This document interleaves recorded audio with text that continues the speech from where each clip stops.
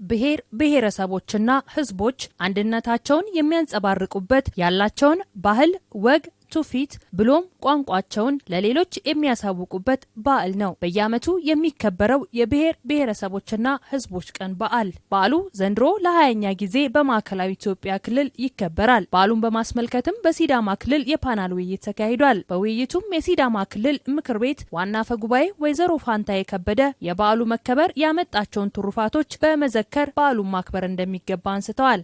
ፌዴራሊዝም ስርዓት ምን ያደረገን ያለፉ ስርዓቶች ለህዝባችን ምን አሻራ ጥለው አለፉ ከነዛም የምንማራቸው ነገሮች አሉ።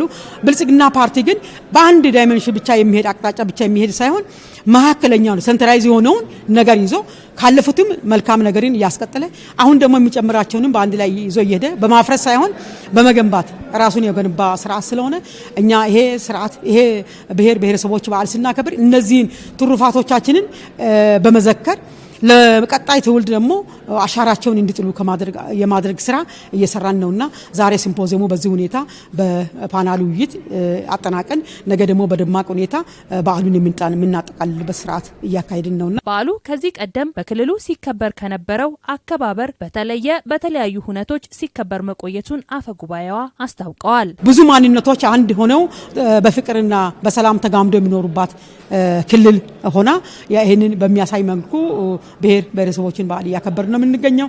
ደም በመለገስ የድሆችን ቤት በመጠገን ለድሆች ደግሞ ምግብ ማዕድ መጋራትና ልብስ በመስጠት በተለያዩ ትዕይንቶች በከተማው ውበትና ስርዓቱን በማሟላ መልኩ እያከበርን ነው የምንገኘው። በክልሉ የሚኖሩ ብሔር ብሔረሰቦች አንድነታቸውን ይበልጥ የሚያጠናክሩ ጉዳዮች ላይ በትኩረት እንደሚሰራም ዋና አፈ ጉባኤዋ ገልጸዋል። ብዙ ማንነቶች አሉ። በእኛ ክልል ውስጥ ወደ ከ56 ብሔር የበለጡ ብሔረሰቦች አሉ። እነዚህ ብሔረሰቦች በመፈቃቀርና በመተሳሰብ በውይይት ላይ የተመሰረተ አንድነታቸውን አጠናክሮ የሚኖሩባት ነው። የበለጠ ደግሞ እንዲያገለብጡ በውስጣችን ያሉ የኛዎቹ ናቸው የሚል አቃፍነት ስርዓት ነው ከዚህ በፊትም ሲተገበር የነበረው። አሁን ግን የበለጠ ለህብረተሰቡ ለወጣቱ ለሴቱ ለውስጥ ላሉት ሁሉ በመግለጽ አቃፊነታችንን በማጠናከር ማንንም ሰው በማንነቱ የትኛውም አካባቢ ላይ በነጻነት የሚኖርበትን ስርዓት የዘረጋ አሁንም በሰላም የሚኖሩበት ሂደቶች መኖሩን ለመግለጽ ፈልጋለሁ። በዓሉን ስናከብር የሚንጸባረቀውን አንድነት ሀገርን ለማልማትና የሀገርን ኢኮኖሚ ልናበለጽግበት ይገባል ሲሉም የውይይቱ ተሳታፊዎች መክረዋል። ምርጥ ባህልም አለን፣ ህገ መንግስቱም አለን። ያንን ተከትሎ ብቻ ህገ መንግስታዊ ስርዓቱን ማክበር ነጻ ሀገር ዲሞክራሲ ያላት ሀገር ዲሞክራሲያዊ ስርዓት የገነባ ሀገር መሆን መቻል አለበት። በሌላው ደግሞ በኢኮኖሚ ያደገ የሚሄድ ሀገር መሆን አለበት። ለዚህ ደግሞ ሁሉም አካል ለሀገራችን እድገት መስራት መቻል አለበት። የማይሰራ ዜጋ እችን ሀገር ይጎዳል እንጂ አይጠቅምም።